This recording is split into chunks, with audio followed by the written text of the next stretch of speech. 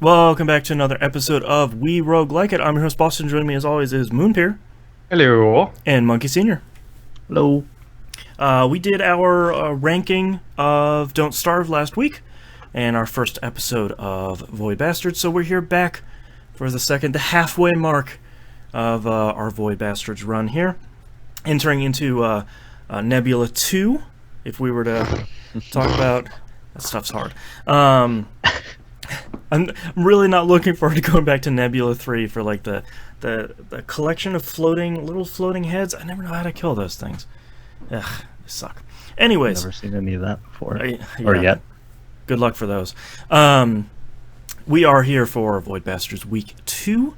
I did not play this. I had, those dreams you get where you're like, oh no, I went to college and I totally forgot I had a class this semester and I never went, and it's finals.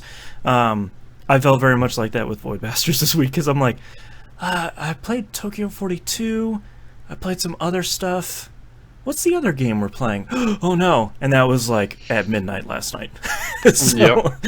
I was actually the exact same. I only played like an hour today because I just remembered, like, oh, I gotta play Void Bastards. Yeah. And to be clear, Void Bastards was really good. My brain was just not remembering it this week. Yeah. No. So I put probably about 3 hours in, maybe up to 6. Okay. And let me tell you about the 25 times I died in a row on the first spaceship in the Nebula. Every single run. Really? And these was literally like Monday and Tuesday. I played for like probably about 3 hours each day, and both days I was just like, I'm not feeling it right now. Pre-show discussions involving real life situations. Been a rough week for everyone. Yeah, so I don't know if it was just I wasn't clicking with the game, or I was doing stuff wrong, or it was one of those things where your brain is distracted by other things, so you just don't notice the guy throwing grenades at you over and over and over again. Right. Like, something's hitting me, but I don't know what it is. Oh, it's the stupid spook who is really annoying to kill. Yeah. I hate the... You gotta headshot those guys, and it's impossible. Yes. The one thing that helps is the zapper, because you can zap them, and then they get stunned, and then you can headshot away. Smart. I was just run up to them, like, I wait for them to shoot me, and then they disappear. They always reappear behind you, no matter what, even if it's like in a totally different room. So I'll spin around and start rushing with the staple gun out, and just... That's a smart tactic. Yeah. It took me probably getting killed by them too many times before I figured out, like, wait, why don't I use my shotgun? That does a ton of damage. Sorry. Oh, Staple yeah, The staple gun. Yeah. I figured out the zapping really quickly, and then really quickly after that, I ran out of zapper ammo. Yeah, because it's good against like security bots and the turrets and all that, especially turrets where zap them, you have some credits, go up there, reclaim it, and then turn it around on everyone else that's in the room. It's good against everybody, like even against like the huge massive guys. You can zap them. Yep. Zap them, stun them, pump a bunch of bullets into them, then run the hell away until they come around the next corner. Throw a bunch of bushwhackers at their feet and run away. Like, yeah. Pretty much, yes. Yeah. But no, I just got I got really bad rolls on my characters, and I'm not kidding. It was like a printer at Staples. Like, I was like, new prisoner, dead. New prisoner, dead. New prisoner, dead. Feeding new prisoner, him to the dead. machine. It was ridiculous. I was just like, maybe this isn't my week for this game, because I literally made 0 progress. Like, I think I made it to like the 3rd ship in the Nebula, because I'm down at level 2 now, and maybe I need to just bounce back up to level 1 a little bit. Yeah, start farming some upgrades. Yeah, because I'm feeling the heat right now, and not in a good way, like more in a eject me into the sun before I have to die anymore, please kind of way. What's your standard weapon loadout when you're going in? Oh, normally it's the basic 3. It's the bushwhacker, the pistol, and if I've got the ammo, the zapper. Yeah. If not, the stupid kitty bots, because I hate the stupid kitty bots. They're terrible. I've never made those, because every time I see it in my inventory, it's like, oh, you can send out cat robots. It's like, that cannot be good. I I actually really like it because it distracts enemies. So enemies shoot at the kitty bot. So you can just send one out, and then everything is going after that and take care of business. Everything is until you shoot them once, and then they decide that you're the bigger threat, and then start shooting you again. So I usually end up throwing like 20 kitty bots down. Like throw one down, shoot them once. Throw one down, shoot them once. Oh, right. It's like, oh, maybe I should just focus on not actually killing people and just trying to circumnavigate around them. Yeah. That might help a little bit, but... That first pistol upgrade for like 33 or 50% damage is huge. Once I have that, it's just... Nebula 1 is easy. Yeah, the lead pipe one, yeah. Nebula 1 is fine. It's Nebula 2 where I just keep getting barreled over. It's just like... Oh, well, and look, there's pirates too. Oh, yeah, that's ending this run. The run I'm on right now, I ran into a ship that is also overrun by pirates right now. It's like, I don't want to start this ship. But I don't want to lose the prisoner I have right now, because the bonus that she has is every time she goes into a level, she'll bring a 4th weapon with her. So I'll have my standard loadout, and then she'll randomly bring in, and lately she's been bringing in the, I don't know what it's called, because all the weapon names are weird. It's the one that you charge up, and it shoots out like a spray of fire that does a ton of damage. I don't even have that weapon yet. Yeah. Is that the toaster? Yeah, the toaster. Yeah. It is, the charge time on that is rough, but in one shot it almost kills one of those turrets. Interesting. So it is crazy strong. So that's been kind of nice, and I don't want to lose that perk. But I feel like the chances of me escaping a ship with pirates on it is this early in a run. Yeah, it's pretty low. Yeah, I mean, I don't even know. Like, I had some interesting roles. Like, I had the gigantism perk, right, which is hilarious when your viewpoint is so high.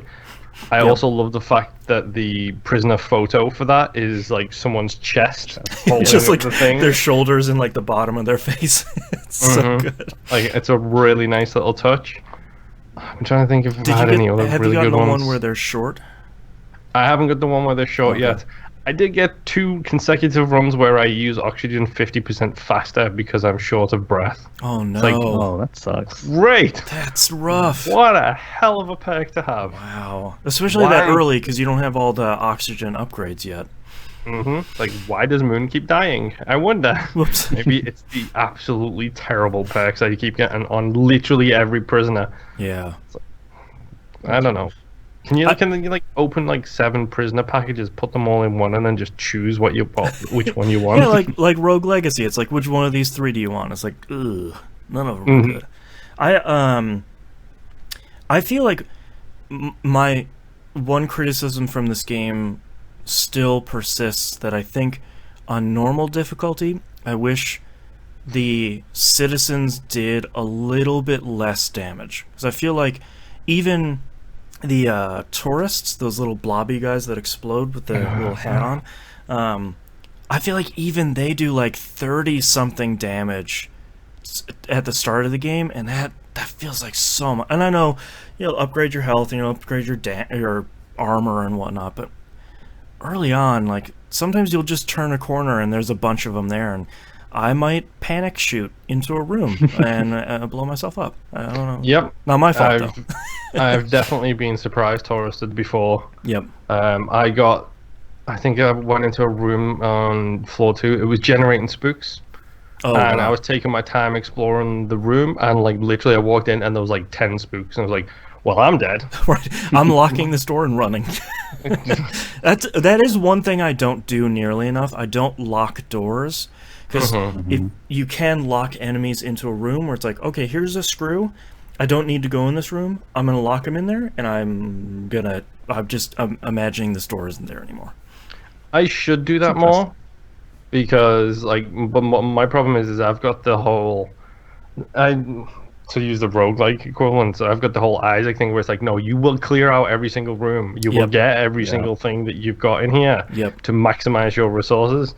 When at the end of the day, is one box of fuel is not worth me losing 3/4 of my health to a room Yeah. full of idiots. And I like how often the game is like, you don't need to stop at every ship. And I'm like, I'm hearing you, but But what if I was we actually did? able. I was actually able to do that, like prevent myself from going. This is like, there's nothing here for me. right. I'm just gonna skip the ship. Yeah, I there's a don't need bunch to of go. screws, and it says there's no upgrade things there. There's not even any fuel. Just keep moving. I I'm so proud of literally myself. Yeah. I did that once. I did it once, and that was only because when I flew to a ship, the stupid DNA chain moved to the ship next to me. Oh, So I was like, right. I'm just gonna fly straight to the DNA chain. I don't know what it does, but I'm gonna fly there and see what it Hope for does, the just best. rather than go into this ship. It turns out it's a random mutator, so it adds good or bad to you as you fly through the. I think it's like a gene storm or something is what it's called. Unfortunately, it can also just remove mutations too, which is really rough. Because one run I had on my old save had a character I really liked, primarily because they had normal stats, but their bonus was they automatically picked stuff up off the ground. So like batteries and fingers and food and stuff like that. So you're just cooking through every ship because you're just scooping stuff up. Of course, the Gene Storm just removed that one. It's like, Yep. no, my buddy. Yep, that sounds about right. How very rogue of the game to do. Oh. Swish. Yeah. So I was curious, how much do you guys spend on opening locked doors? Like, do you think? Like with your merits, Yeah. No. it's relative to how many merits I have. Where it's like, Oh, is it? if for me, if Oh. I have like 60 and a door or a container is like, this takes 10, it's like, well, yeah, that's a no-brainer. If I have 30 and it takes 25, I'm sort of like, I don't know. A For me, container maybe, but No, for me, if it's a container, every single time. yeah. Every single time, because it's usually an upgrade thing, and even if it's Yep. an upgrade thing that I've already got, I can dismantle it, and then I can use those parts to try and build a different upgrade thing. Right. If it's a door, I'm always looking at the map and thinking, well, is it really worth me going into the gravity suite just so Right. for like 50 credits? I think not. Is there a smashed window I can crawl through to get there, or like a little Right. secret passage? Like if it's habitation where you know you're gonna find a bunch of food or like a cafe, that might make sense. But I don't know. Yeah, containers for sure. But Yeah. other than that, I like saving them for turrets and like taking over the security system. Or if I have a ship that has screws on them, I will usually push to the helm to start with, and then use it there to show enemy locations, and then avoid them on the map as I go through. Usually to escape out the airlock very quickly. I need to avoid more because that's something I'm really bad at. Yeah. I did get a cool guy though who had a perk where he could escape from any airlock. So Ooh, you could nice. literally do a loop around the entire map and then just go out the opposite side of the ship. I've never seen that Interesting. before. That's cool. Mm-hmm. Yeah. Yeah. So I was just wondering that how much you guys spend, because my guy still has the opens doors automatically, so that includes locked doors. Ah, And right. I'm just sitting on so many merits, like, because I don't have to open doors, so I can just go through them, and I've been spending them all on just chests only. So I've been just Yeah. getting so many parts. I'm just like, this is cool. Well, there's other stuff you can use them for, like that giant circular room that has all the papers flying in it. Those 3 little cannons in the middle, you can shoot like fuel and ammo and stuff like that out into space. So they'll show up around where your ship is. You can spend merits on Interesting. that. Stuff like that. Like, there's that one, too, where you can... It's like open to space, and if there are enemies in that internal chute, you can just sort of suck them out into space. That one's fun. Yeah, I've done that. Yeah, that's a good See, time. That's why I'm so disappointed that my guy who was insured had died, because when I was running around with him, I literally had like 500 merits at all times. I was like, if something shows up, I'm gonna open it. I don't care. Yeah. Show up, open, just to try and spend some of these things. You go into the operating room and just spending them there to refill your health. Yeah, and then now he's dead. So now I'm literally like, well, I've got 4, and this needs 50. Well. Well then, have you guys done the upgrade for the defibrillator? No. Okay, I don't even have the defibrillator yet, dude. Do you not hear the story about how I died like 40 times in a row?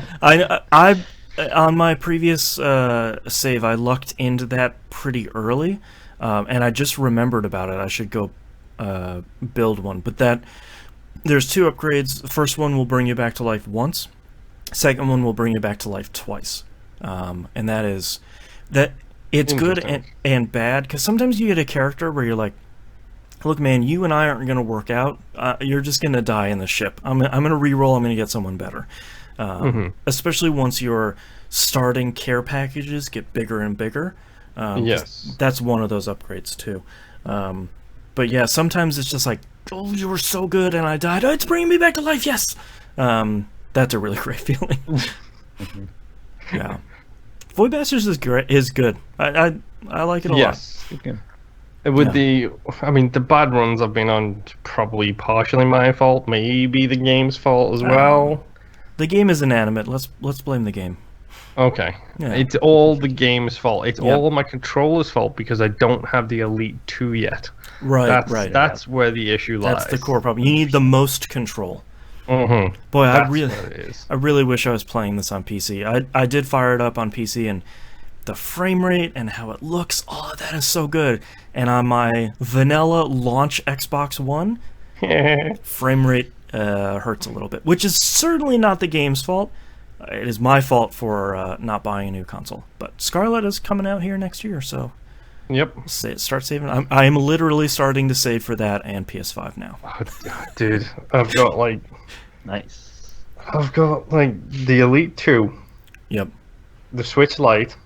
Right. Scarlet. Right. PS5. Right. Probably upgrade this thing at some point, my PC. Yeah, why not? A car. Like, not a video game car, folks. Right. A physical, real-life car. IRL car. It's like, oh, what do I do? But hey, Void Bastards was included with Game Pass, so... It was. And let me tell you, No it money's runs spent there. smooth as silk on the X. There you go. So you should be playing it on PC or the Xbox One X. Mm-hmm. Yeah. All right. Thank you very much, everyone, for listening. We'll see you all next run. Bye. Bye. Bye.